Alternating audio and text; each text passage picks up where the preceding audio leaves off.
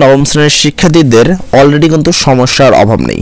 আবারও এই ষষ্ঠ থেকে সপ্তম শ্রেণীর শিক্ষার্থীদেরকে আবারও রাজপথে দেখা গেল। গত 17 তারিখ থেকে শুরু করে বিগত 2 দিন ধরে অলরেডি কিন্তু আবারও আন্দোলন চলছে। যে আন্দোলনের চিত্র তোমরা কিছুটা এখানে দেখতে পারছো। তারা কি আবারও কি সেই বার্ষিক পরীক্ষা বাতিলের দাবিতে নেমেছে, নাকি অন্য কোনো দাবিতে তারা আবারও মাঠে নেমেছে? এই বিষয় সংক্রান্ত যদি আমরা এই বিষয়টা দেখি, এখানে কিন্তু মেধার একটি কথা বা স্লোগান সম্পর্কিত তোমরা একটি ফুটেজ দেখতে পারছো। এখানে কিন্তু তারা 17 তারিখ থেকে কন্টিনিউ 2 দিন ধরে এই আন্দোলন আবারও করছে। তাহলে কি আসলে কি তোমাদের বার্ষিক পরীক্ষা হবে না? দেখো অলরেডি কিন্তু ষষ্ঠ থেকে সপ্তম শ্রেণীর যে ষষ্ঠ থেকে নবম শ্রেণীর যে শিক্ষার্থীগুলো রয়েছে যারা বার্ষিক পরীক্ষা দেবে, তারা কিন্তু অনেকগুলো সমস্যায় সংযুক্ত রয়েছে। প্রথমত এই বার্ষিক পরীক্ষা তোমাদেরকে দিতেই হবে মনে হচ্ছে, তাও আবার এই আন্দোলনটা আবার পড়লো। তারপরে তোমাদের বার্ষিক পরীক্ষার জন্য যে মূল্যায়ন পরীক্ষা রয়েছে তার কিন্তু অ্যাসাইনমেন্ট দিচ্ছে প্রায় 10-12 পেজ করে, যেটা তোমাদের সম্পূর্ণ এক্সট্রাভাবে প্রত্যেকটা সাবজেক্টের জন্য আবার অ্যাসাইনমেন্ট করতে হচ্ছে। এদিক দিয়ে অ্যাসাইনমেন্ট করতে হচ্ছে, ওদিক দিয়ে পরীক্ষার প্রিপারেশন নেওয়ার সময় পাওয়া যাচ্ছে না, আবার পরীক্ষা কিন্তু অতি সামনে চলে এসেছে। এমন অবস্থায়, এমন ঝড়মুখী অবস্থায় কিন্তু আবারও একটি জিনিস দেখা গেল, সেটা হলো আন্দোলন। কেনই বা এই ষষ্ঠ থেকে নবম শ্রেণীর শিক্ষার্থীরা আবারও আন্দোলন নামলো, সে বিষয়টা আমরা দেখে নেব। এখানে মেধা সংক্রান্ত বিষয়টা আছে, তোমরা যদি আন্দোলনের বিষয়টা দেখতে পারো। এই আন্দোলনটা প্রকাশ করা হয়েছে জগ নিউজে, সেখানে তোমাদের 9:30 প্রকাশ করা হয়েছে 17 নভেম্বর 2024 খ্রিস্টাব্দে। এই আন্দোলন সম্পর্কিত তুমি এখানে দেখতে পাচ্ছ জগ নিউজের যে ভিডিও রয়েছে, সেখানে বলা হয়েছে ভর্তিতে লটারির বিরুদ্ধে শিক্ষার্থীদের আন্দোলন, নৌপথ্য কি? আচ্ছা, এর মানে হলো তোমাদের যে কিছুদিন আগে কিন্তু একটা আসলো, যেটা হলো লটারির মাধ্যমে তোমাদের কিন্তু ভর্তি নেওয়া হবে। মানে আগে যেমন পরীক্ষা নেওয়া হতো, যেমন সায়েন্স নেওয়ার জন্য কিন্তু পরীক্ষা নেওয়া হতো, তার ভিত্তিতে কিন্তু তারা আসলে এই হইতো তোমাদের মূলত সায়েন্স আর্টস দেওয়া হতো। কিন্তু এখন দেখা যাচ্ছে যে লটারির মাধ্যমে কিন্তু বলা হয়েছিল যে আসলে কি করা হবে, সায়েন্স আর্টস কমার্স দেওয়া হবে এবং ভর্তি নেওয়া হবে। সেই বিষয়ে আসলে এখানে আন্দোলন নেমেছে। মূলত এদের 2টি দাবি রয়েছিল, একটা তো বার্ষিক পরীক্ষা সংক্রান্ত একটি দাবি রয়েছে, আর একটা হলো লটারি পদ্ধতি বাতিল। সর্বপ্রথম আমরা লটারি পদ্ধতি বাতিল সম্পর্কিত দেখব, তারপর আমরা বার্ষিক পরীক্ষা সংক্রান্ত বিজ্ঞপ্তিটি দেখে নেব। এখানে বলা হয়েছে লটারি পদ্ধতি বাতিলের দাবিতে সড়ক উদ্বোধন করলেন ঢাকা রেসিডেন্সিয়াল মডেল কলেজের শিক্ষার্থীরা। অর্থাৎ রেসিডেন্সিয়াল মডেল কলেজের যে শিক্ষার্থীরা আছে তারা কিন্তু চায় না যে কোনোভাবেই তোমাদের এই লটারির পদ্ধতিতে ভর্তি না হোক।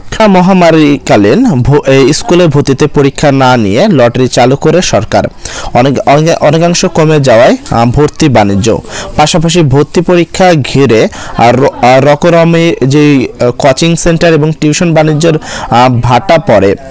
এর মধ্যে ও নিম্নবিত্ত অভিভাবকরা স্বস্তি প্রকাশ করেন। এরপরে পদ্ধতিকে স্থায়ী রূপ দিয়ে শিক্ষা প্রশাসন এবছরে হঠাৎ একটি পক্ষ আবার পরীক্ষা পদ্ধতিতে ফিরতে মাঠে নেমেছেন। তবে সরকার লটারি পদ্ধতিতে অনড়, অর্থাৎ তারা কিন্তু চাচ্ছে যে সরকার কিন্তু চাচ্ছে লটারি পদ্ধতিতে হোক। কিন্তু তোমাদের ষষ্ঠ থেকে নবম শ্রেণীর শিক্ষার্থীরা কিন্তু মাঠে নেমেছে যে লটারি পদ্ধতিকে সর্বপ্রথম তাদের বাতিল করবে।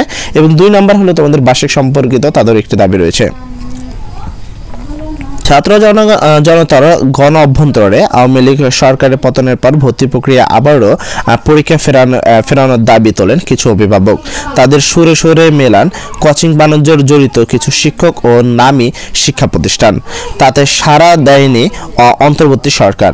আবারও বহাল রয়েছে লটারি পদ্ধতি। গত 12 নভেম্বর থেকে ভর্তি আবেদন শুরু হয়েছে। কয়েক লাখ শিক্ষার্থী আবেদনও করেছেন।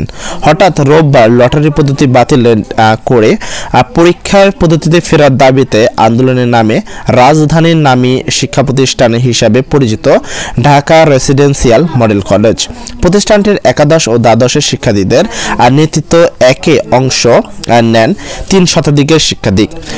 তারা 2 ঘন্টা সড়ক অবরোধ করে রাখেন। শিক্ষার্থীদের লটারি নাম মেধা মেধা মেধা বলে স্লোগান দেন। এরপর থেকে অনেক অভিভাবক, শিক্ষক সহ অনেক ফেসবুক সরাসরি হয়েছেন। তাদের কেউ লটারি ভালো পদ্ধতি, আবার কেউ এই পরীক্ষার মধ্যে ভর্তি করা উচিত এই মতামত দিয়েছেন। অর্থাৎ তোমাদের বুঝতে পারছো প্রায় 300 শিক্ষার্থী কিন্তু ষষ্ঠ থেকে নবম শ্রেণীতে ছাত্ররা নেমেছে, যারা চায় না যে এই লটারির মাধ্যমে ভর্তি হোক, আবার যেন পরীক্ষা নিয়েই ভর্তি না হোক সায়েন্স আর্টস কমার্সে অ্যান্ড পরবর্তী ক্লাসে। যখন জেলা প্রশাসকের কাছে যায় তিনি কিন্তু এই বিষয়ে কিছু বলে। এই লটারির মাধ্যমে ভর্তি হলে কিছু অসুবিধা রয়েছে, সেজন্য আমরা সবসময় মেধা যাচাই বা পরীক্ষার মাধ্যমে এখানে ভর্তি নিতে আগ্রহী। শিক্ষার্থী বা অভিভাবকরা সেটা চান। রেসিডেন্সিয়াল আর গভর্নিং বডির সদস্য সহযোগী অধ্যাপক মোহাম্মদ নুরুদ্দিনের কথা। শিক্ষা প্রশাসক বলেছে আবেদন প্রক্রিয়া শুরুর প্রায় 1 সপ্তাহ হতে যাচ্ছে। এমন সময়ে শিক্ষার্থীদের রাস্তায় নামিয়ে শিক্ষক ও ভর্তি বাণিজ্যের জর্জরতার ফায়দা লোটার চেষ্টা করছেন। অভিভাবকদের চেয়ে বরং শিক্ষকদের একটি পক্ষই শিক্ষার্থীদের উৎসাহিত দিচ্ছেন। একটি প্রতিষ্ঠানে শিক্ষার্থীদের বিক্ষোভ করার পর আরও অনেকে এই পথে হাঁটছেন বলে খবর পাওয়া গেছে। অর্থাৎ আস্তে আস্তে কিন্তু এই বিষয়ে দেখো অলরেডি রাস্তায় সবাই নামছে। অর্থাৎ তোমাদের কিন্তু পরবর্তী ক্লাসে যদি ভর্তি হতে চাও সেজন্য তারা চাচ্ছে যেন তারা ভর্তি পরীক্ষার মাধ্যমে তোমাদের পরবর্তী ক্লাসে ভর্তি নেওয়া হোক, এবং অর্থাৎ হলো সায়েন্স আর্টস কমার্স দেওয়া হোক, সেই বিষয়টা নিয়ে তারা চাচ্ছে এই পদ্ধতিতে ফিরতে। অলরেডি তোমরা জানো যে তোমাদের পরীক্ষা কিন্তু লটারির মাধ্যমে হবে, তারা কিন্তু এই বিষয় নিয়ে চাচ্ছে না, এই লটারি পদ্ধতি সম্পূর্ণ বাতিল চাচ্ছে। অর্থাৎ পুরাতন কারিকুলামের পুরাতন সিস্টেমটি আবার চালু করতে বলছে। বিষয়ে জেলা প্রশাসক আরও বলেন, যারাই শিক্ষার্থীদের উস্কানি দেবে তাদের বিরুদ্ধে কঠোর ব্যবস্থা নেওয়া হবে। অর্থাৎ উস্কানি যারা দেবে তাদের কিন্তু কঠোর ব্যবস্থা নেওয়া হবে। আন্দোলনে শিক্ষকদের উস্কানি। ঢাকা রেসিডেন্সিয়াল মডেল কলেজের শিক্ষার্থীরা রোববার সকাল 10টার দিকে ক্যাম্পাস থেকে বেরিয়ে রাস্তায় অবরোধ করে বিক্ষোভ করেন। 10 থেকে 12 মিনিট পর তারা রাস্তা থেকে ক্যাম্পাসে ফিরে যান, অথচ কিছুক্ষণ পরেই তারা আবার রাস্তায় নেমে অবরোধ করেন। দ্বিতীয় দফায় শিক্ষার্থীদের রাস্তায় পাঠানোর পেছনে শিক্ষকদের উস্কানি রয়েছে বলে অভিযোগ উঠেছে। অর্থাৎ দেখো এই বিষয়ে কিন্তু তারা শিক্ষকরাই কিন্তু উস্কানি দিয়েছে, এই বিষয়ে আসলে বলা হচ্ছে।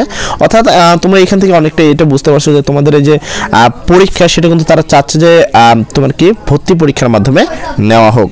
আর বার্ষিক পরীক্ষা সংক্রান্ত তারা যে কথাটা বলছে সেই বিষয়টা আমরা যদি দেখি,